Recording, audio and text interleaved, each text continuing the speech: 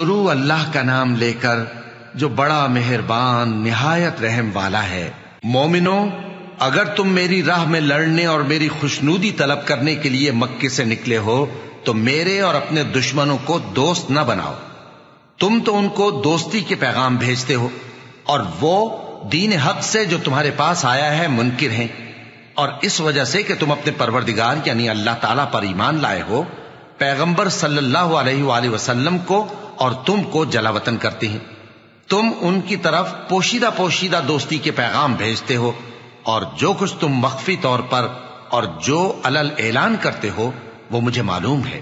اور جو کوئی تم میں سے ایسا کرے گا وہ سیدھے رستے سے بھٹک گیا۔ اگر یہ کافر تم پر قدرت پالیں تو تمہارے دشمن ہو جائیں، اور ایذا کے لیے تم پر ہاتھ بھی چلائیں اور زبانیں بھی، اور یہ چاہتے ہیں کہ تم کسی طرح کافر ہو جاؤ۔ قیامت کے دن نہ تمہارے رشتے ناتے کام آئیں گے اور نہ اولاد۔ اس روز وہی تم میں فیصلہ کرے گا، اور جو کچھ تم کرتے ہو اللہ اس کو دیکھتا ہے۔ مسلمانوں، تمہیں ابراہیم اور ان کے رفقا کی نیک سیرت کو اپنانا ضروری ہے۔ جب انہوں نے اپنی قوم کے لوگوں سے کہا کہ ہم تم سے اور ان بتوں سے جن کو تم اللہ کے سوا پوجتے ہو بے تعلق ہیں، ہم تمہارے معبودوں کے کبھی قائل نہیں ہو سکتے، اور جب تک تم ایک اللہ پر ایمان نہ لاؤ ہم میں تم میں ہمیشہ کھلم کھلا عداوت اور دشمنی رہے گی۔ ہاں، ابراہیم نے اپنے باپ سے یہ ضرور کہا تھا کہ میں آپ کے لیے مغفرت مانگوں گا، اور میں اللہ کے سامنے آپ کے بارے میں کسی چیز کا کچھ اختیار نہیں رکھتا۔ اے ہمارے پروردگار، تجھی پر ہمارا بھروسہ ہے، اور تیری ہی طرف ہم رجوع کرتے ہیں، اور تیرے ہی حضور میں ہمیں لوٹ کر آنا ہے۔ اے ہمارے پروردگار، ہم کو کافروں کے ذریعے فتنے میں نہ ڈالنا، اور اے ہمارے پروردگار ہمیں معاف فرما، بے شک تو غالب ہے، حکمت والا ہے۔ تم مسلمانوں کو یعنی جو کوئی اللہ کے سامنے جانے اور روز آخرت کے آنے کی امید رکھتا ہو اسے ان لوگوں کی نیک سیرت اپنانی چاہیے، اور جو روگردانی کرے تو اللہ بھی بے نیاز ہے، لائق حمد و ثنا ہے۔ عجب نہیں کہ اللہ تم میں اور ان لوگوں میں جن سے تم دشمنی رکھتے ہو دوستی پیدا کر دے، اور اللہ قادر ہے، اور اللہ بخشنے والا ہے، مہربان ہے۔ جن لوگوں نے تم سے دین کے بارے میں جنگ نہیں کی اور نہ تم کو تمہارے گھروں سے نکالا، ان کے ساتھ بھلائی اور انصاف کا سلوک کرنے سے اللہ تم کو منع نہیں کرتا۔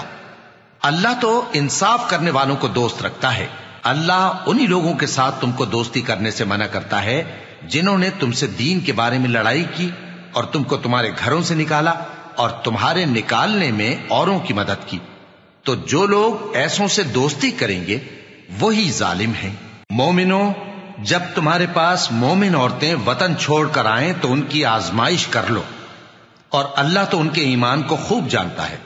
سو اگر تم کو معلوم ہو کہ وہ مومن ہیں تو ان کو کفار کے پاس واپس نہ بھیجو کہ نہ یہ ان کو حلال ہیں اور نہ وہ ان کو حلال ہیں، اور جو کچھ انہوں نے ان پر خرچ کیا ہو وہ ان کو دے دو، اور تم پر کچھ گناہ نہیں کہ ان عورتوں کو مہر دے کر ان سے نکاح کر لو، اور کافر عورتوں کے ساتھ تعلقات نکاح باقی نہ رکھو، یعنی انہیں کفار کو واپس دے دو، اور جو کچھ تم نے ان پر خرچ کیا ہو تم ان سے طلب کر لو، اور جو کچھ انہوں نے اپنی عورتوں پر خرچ کیا ہو وہ تم سے طلب کر لیں۔ یہ اللہ کا حکم ہے جو تم میں فیصلہ کیے دیتا ہے، اور اللہ جاننے والا ہے، حکمت والا ہے۔ اور اگر تمہاری بیویوں میں سے کوئی تمہارے ہاتھ سے نکل کر کافروں کے پاس چلی جائے اور اس کا مہر وصول نہ ہوا ہو، پھر تم ان سے جنگ کرو اور ان سے تم کو غنیمت ہاتھ لگے، تو جن کی بیویاں چلی گئی ہیں ان کو اس مال میں سے اتنا دے دو جتنا انہوں نے خرچ کیا تھا، اور اللہ سے جس پر تم ایمان لائے ہو ڈرتے رہو۔ اے پیغمبر صلی اللہ علیہ وآلہ وسلم،